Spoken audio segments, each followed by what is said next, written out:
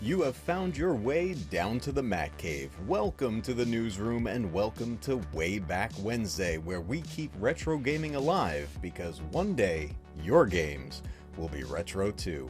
In tonight's stories, we cover tragedy in Videoland, remember some gaming anniversaries, and take a look at a previously unreleased arcade prototype that has finally made its way into players' hands. And let's start with remembering some anniversaries in the world of gaming.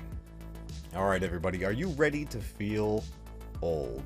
This day in gaming, 26 years ago in 1997, the Nintendo 64 made its European debut, and along with the console, Super Mario 64 and Star Wars Shadows of the Empire, all on this day 26 years ago in 1997.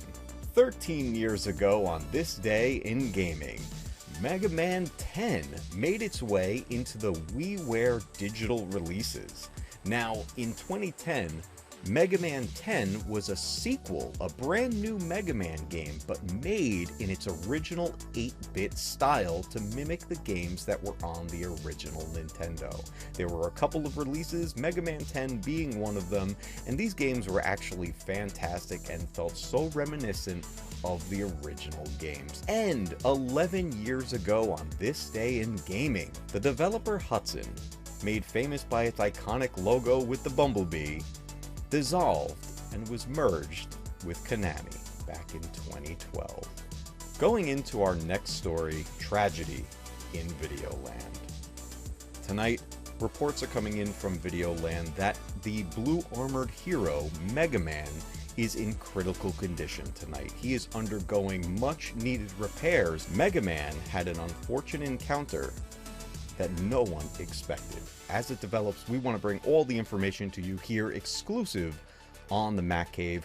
We tried to reach out to Dr. Light to get a comment, but he has been so busy with trying to help Mega Man and make sure that he survives this and gets a full recovery. Over the past few weeks, we have learned that Mother Brain was broken out of prison by King Hippo. And since then, now there have been some strange occurrences in Videoland. Around the same time that Mother Brain had escaped from prison, Dr. Wily's castle reactivated mysteriously. Passerbys have noticed strange lights, strange sounds coming from the property. Rumor is that Mother Brain is held up in Dr. Wily's castle, and there have been reports that she has been working on some secret experiments.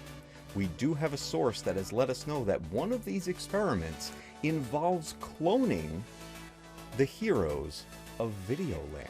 Based on what occurred earlier today, I believe one of her cloning experiments was successful, and it was very unfortunate for Mega Man. Before we go on to the next image, I must advise, the following image some audience members may find disturbing. Viewer discretion is advised. Shortly before the encounter ended, a citizen of Videoland was able to capture this image. This was shortly before the encounter ended, where Mega Man was left for dead by what appears to be Super Mario.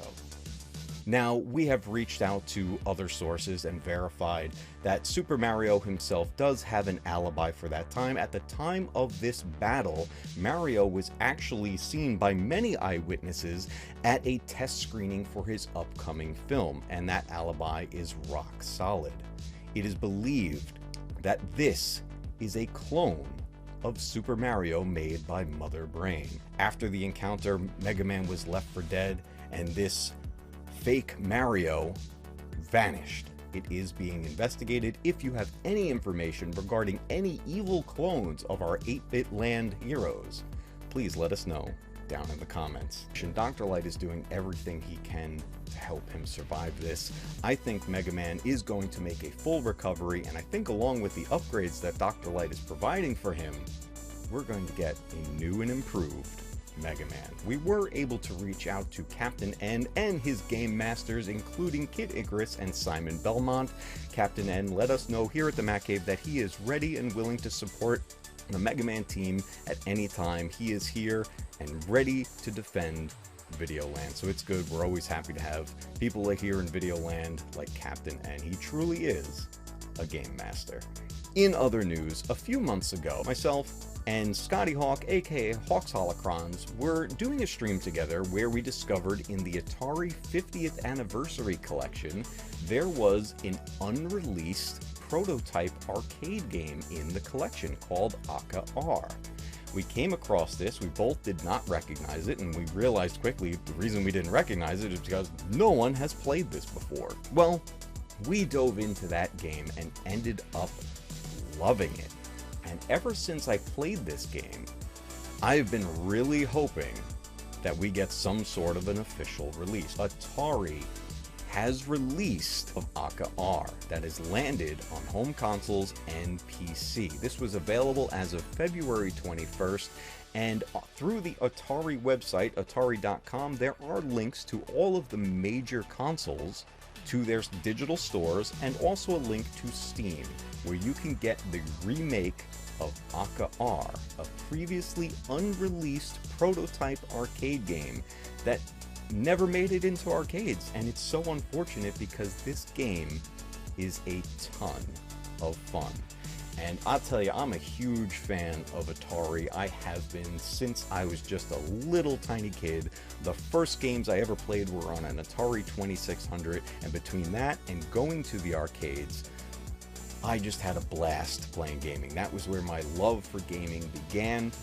And to see a project like this, especially from a company like Atari, be given a new life where players now can experience this type of a game for the first time, it's amazing. I truly believe Atari is making an incredible comeback.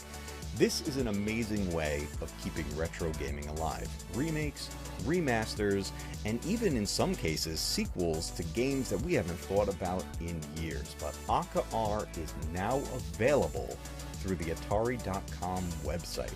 Check it out today. That is your retro gaming news of the night. We're all hoping for a full recovery of Mega Man. We'll be keeping an eye on that, and I will keep you guys posted in the community tab. And I will see you down in the Matcave.